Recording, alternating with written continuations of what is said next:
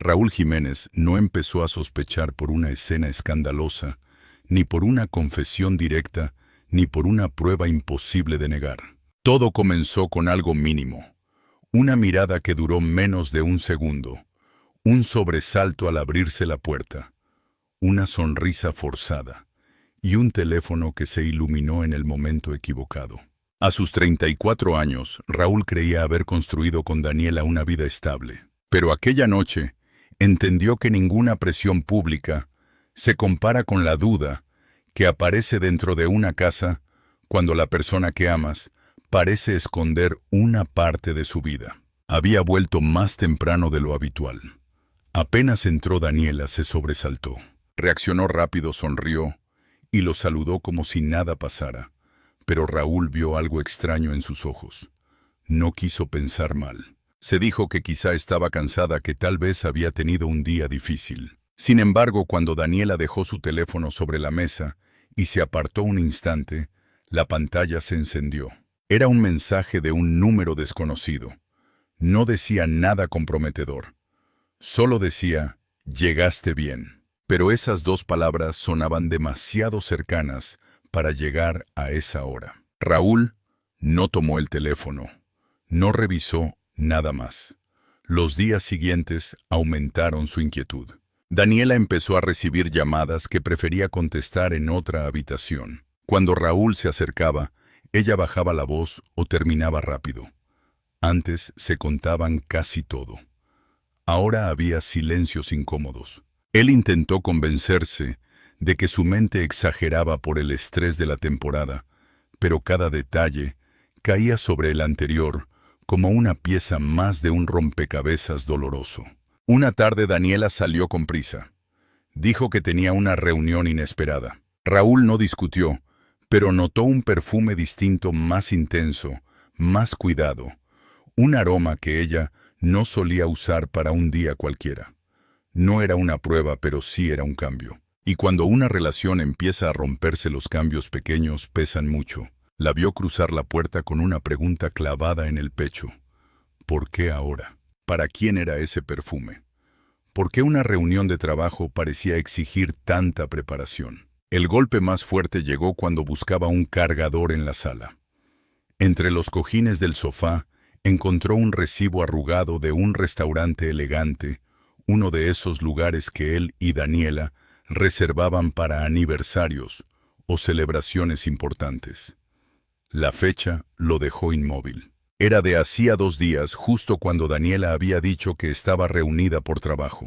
Cuando Daniela volvió esa noche, Raúl la miró con una atención nueva.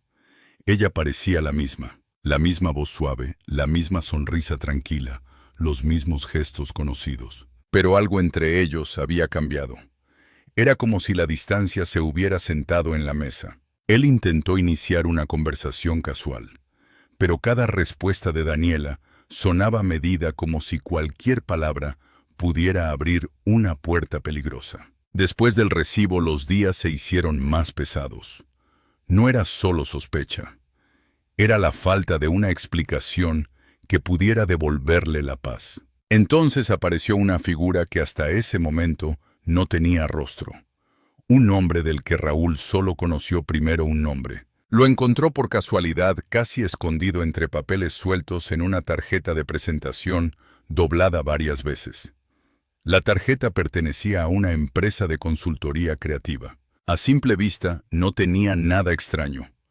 Un nombre, un número, una ocupación. Pero lo inquietante era la forma en que estaba guardada, como si alguien la hubiera manipulado con nerviosismo antes de dejarla allí. Esa misma noche, mientras Daniela preparaba algo en la cocina, su teléfono vibró sobre la encimera. Raúl no quiso mirar, pero la notificación apareció apenas un instante. Era el mismo nombre de la tarjeta. En ese momento, sintió una presión fría en el pecho. No fue rabia, fue miedo. Miedo de que un desconocido estuviera ocupando un espacio que él creía suyo. Miedo de que Daniela hubiera encontrado en otro hombre una conversación que ya no buscaba en él. Durante varios días, observó detalles que antes habría ignorado. Daniela salía más arreglada para reuniones que describía como simples. Algunas noches regresaba más tarde de lo prometido, con explicaciones correctas, pero vacías. Cuando Raúl preguntaba por el hombre de la tarjeta, ella desviaba la conversación con rapidez. No lo explicaba con calma, solo escapaba. Una tarde escuchó a Daniela hablando por teléfono. Ella usaba un tono bajo, casi un susurro. Él no quería escuchar, pero tampoco pudo moverse. Las palabras no eran claras. No había una confesión, pero había una cercanía en su voz que Raúl no recordaba haber escuchado en mucho tiempo. Cuando Daniela colgó y lo vio cerca, se sobresaltó. Intentó recuperar la calma en segundos. Raúl la miró y sintió una mezcla de tristeza y confusión. La gota final llegó una noche en la que Daniela dijo que saldría a una cena rápida con unas amigas. Raúl quiso creerle, lo intentó, pero las horas pasaron y su teléfono permaneció inactivo. La inquietud lo llevó a revisar redes sociales. Allí apareció una fotografía reciente de un restaurante que Daniela solía visitar. Ella no salía en la imagen, pero sí aparecía el hombre de la tarjeta sentado en una mesa junto a una persona cuyo rostro no se veía con claridad. Durante días cargó con ese peso. La imagen de Daniela saliendo arreglada a los mensajes, el recibo, la tarjeta, la foto en redes, todo se acumuló en su mente hasta convertirse en un nudo insoportable. Sabía que tarde o temprano tendría que preguntar. Y aunque le aterraba escuchar la respuesta, el silencio ya era peor que cualquier verdad. La confrontación llegó una noche tranquila. Daniela estaba en la sala revisando documentos. Raúl se sentó frente a ella. No tenía el rostro endurecido por el enojo. Tenía una tristeza profunda. Ella dejó los papeles a un lado antes de que él hablara. Raúl respiró hondo y dijo que necesitaba una respuesta completamente sincera. Luego sacó la tarjeta de presentación y la dejó sobre la mesa. Daniela la reconoció al instante. El cambio en su rostro fue mínimo, pero suficiente. Raúl preguntó quién era él. El silencio que siguió fue más duro que cualquier grito. Daniela tomó la tarjeta con manos temblorosas. Quiso responder rápido, pero las palabras no salieron. Había miedo en su expresión, no necesariamente culpa, pero sí miedo. Miedo a decir algo que empeorara todo. Ella dijo que era alguien con quien había estado trabajando. Añadió que no era lo que él pensaba. Raúl cerró los ojos un instante. Había esperado esa frase, pero escucharla no le dio alivio. Le pidió entonces que le dijera qué debía pensar, porque últimamente sentía que ella vivía una vida aparte. Salidas inesperadas, llamadas en secreto, mensajes que no podía ignorar, un recibo de restaurante, una tarjeta escondida. No quería imaginar cosas, pero tampoco encontraba razones para no hacerlo. Daniela bajó la mirada. Le dijo que no había querido hacerlo sentir así. Raúl preguntó así como.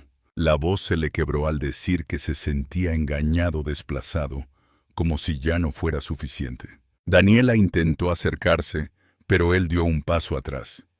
Ese gesto pequeño le mostró la gravedad de la herida. Entonces ella habló con más honestidad. Dijo que no estaba con otra persona, pero reconoció que estaba confundida. Admitió que había vivido un momento difícil y que no supo cómo hablar con él. Raúl no recibió esas palabras como una absolución. Las recibió como otra forma de dolor, porque si no había una traición clara, sí había una desconexión emocional. Daniela dijo que se había sentido perdida, como si viviera en automático, y que cuando conoció a esa persona por temas de trabajo, él la hizo sentir escuchada en un momento en que ella no sabía comunicarse con su propio esposo. La frase hirió a Raúl. Entonces con él sí pudiste hablar, y conmigo no respondió. Daniela tragó saliva. Le dijo que no era porque no lo quisiera, sino porque le daba miedo decepcionarlo.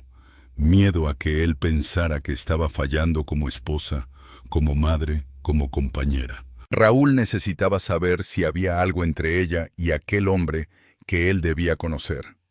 Daniela negó con la cabeza. Sus ojos estaban llenos de tristeza. Dijo que no, pero aceptó que había dejado que su mente divagara, que la soledad hiciera ruido, y que eso también era responsabilidad suya. La conversación no cerró la herida, solo la dejó al descubierto. No hubo una confesión definitiva de romance. No hubo una prueba total, pero sí hubo una verdad incómoda. El matrimonio se había llenado de silencios. La tormenta más grande no vino solo de la casa, vino de afuera. Todo comenzó con un comentario en redes sociales, una fotografía tomada sin permiso, un mensaje ambiguo y la imaginación colectiva avanzando más rápido que la verdad. En cuestión de horas, los rumores se multiplicaron.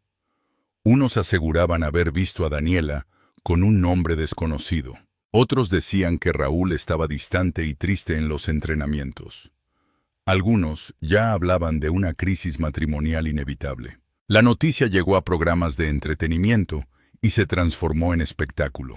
Panelistas discutían gestos, comparaban fotos, inventaban líneas de tiempo y repetían suposiciones como si fueran hechos.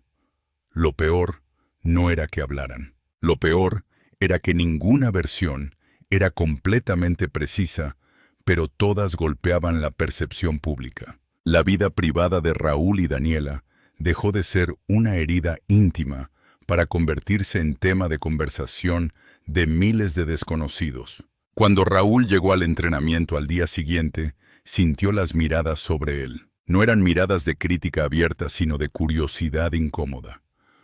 Todos parecían querer preguntar lo mismo. ¿Es verdad lo que dicen? A pesar de su temple profesional, sintió presión en el pecho durante cada ejercicio, cada pase, cada conversación. En el vestuario un compañero se acercó y le preguntó si todo estaba bien. Raúl apenas sonrió. No quería exponer a Daniela ni a su familia. Raúl tuvo que intervenir cuando un reportero lo abordó saliendo del club y le preguntó directamente si su matrimonio estaba en crisis. Él respiró hondo, mantuvo la calma y respondió que su familia era su prioridad y que lo que pasaba en su hogar no se discutía en la calle. Fue una respuesta firme, pero cuando subió al auto, la fachada se quebró. Era agotador sostener una imagen pública mientras por dentro todo seguía temblando. La tormenta continuó durante días, y mientras el mundo opinaba, Raúl y Daniela quedaron atrapados en un silencio todavía más profundo. Ambos sabían que debían enfrentar lo que realmente estaba rompiendo la relación. No bastaba con negar rumores, no bastaba con defender una imagen. El problema no era solo lo que la gente decía. El problema era todo lo que ellos no se habían dicho durante demasiado tiempo. Una tarde, cuando la casa estaba en calma, Raúl pidió a Daniela que se sentara en la sala. No había enojo en su rostro, había cansancio, tristeza y una necesidad urgente de claridad. Raúl habló despacio. Dijo que había pensado mucho no solo en lo ocurrido, sino en cómo habían llegado hasta ahí. Daniela admitió que nunca quiso lastimarlo, que sus decisiones habían creado distancia, pero también que ellos ya no estaban conectados como antes. Dijo algo que a Raúl le dolió escuchar.